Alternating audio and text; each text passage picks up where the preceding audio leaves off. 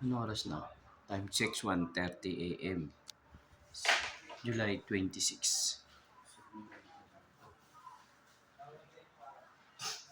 Ito, mag-install tayo ng panibagong CCTV ni ng yung ano? bago nating CCTV yung monitor na 65 inches lilipat natin dito. Okay. Tapos yung ilang inches? Ay, yung 65 inches yung inayos natin Yung kagapon. same yan, yung kagapon. Ito parehas. Para maganda tignan, no? Tapos yung nandito na medyo malaki. Sa loob na. Dito. Okay. Para maganda yung viewing. Hindi hirap.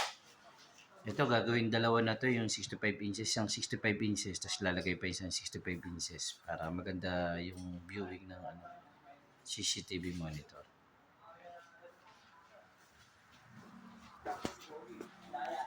Lalabas tayo.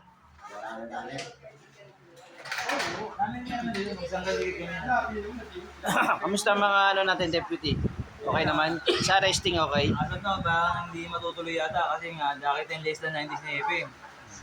Ngayon, yung final decision ng bata kung tagusin yung didimanda talaga, kailangan pa rin ng magulang o kaya guardian. Ngayon, nire-refer nila ngayon yung less than 90 sa CID, sa admin, kung papayagan yun kasi nga yung crime, stop food. Ngayon, pupunta namin sa bahay nila para malaman yung decision ng bata. Yun ang...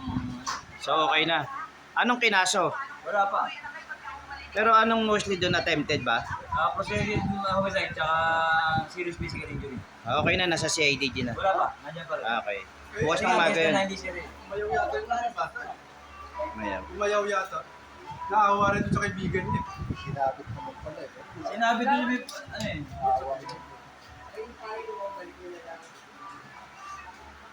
Kita niya pala, sabi ko, alin ba kung gano'n